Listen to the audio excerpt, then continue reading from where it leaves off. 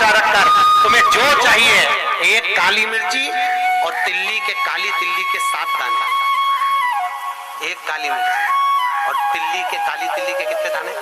7 दाने हथेली में रखकर अपनी कामना कर कर मन से अपने मन के बात को कहकर शंकर भगवान के शिवलिंग पर चढ़ा दीजिए। आपकी मनोकामना, कहते हैं शिवरात्रि आती है, इस शिवरात्रि पर, मुख्य शिवरात्रि पर चढ़ाओगे, अगले महीने की जब शिवरात्रि आएगी तो आपकी मनोकामना पूरी हो जाएगी। एक काली मिर्ची और 7 काली तिल्ली के दाने मात्र। महाराज, जिसके घर में क्लेश रहता हो, बहुत ज्यादा लड़ाई झगड़े हो रहे हैं, सास बहू के झगड़े, ना बहू कुछ सुनने को तैयार ना सास सुनने को तैयार, और घर में बेचारे पुरुषों की आपत, यहाँ भाई भाई झगड़ रहे हो, सास बहू में झगड़ रही हो, कुछ मत करिए। गेहूं की बाली को तोड़ो, गेहूं की बाली जानते हो ना, जिसमें आप तो गेहूं की बाली को तोड़ना है, और बाली 7 बाली तोड़कर अपने घर में घुमाकर अपने घर का नाम और गोत्र बोलकर उसको शंकर को समर्पित कर दीजिए। जिंदगी में कभी सास बहू का झगड़ा नहीं होगा महाराज। शिवरात्रि के दिन उसको समर्पित करिए, आपके घर में कभी क्लेश नहीं मच सकता। 12 महीने शिवरात्रि आती है, और शिवरात्रि के दिन रात्रि को 12 बजे शंकर भगवान पर एक धतूरा चढ़ा दो। क्या चढ़ाना है?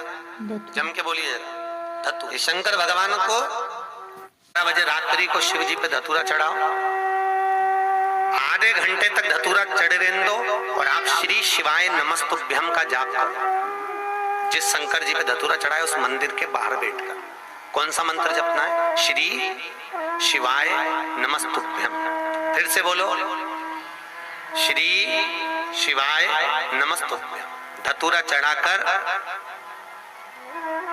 श्री शिवाय नमस्तुभ्यम का स्मरण करिए।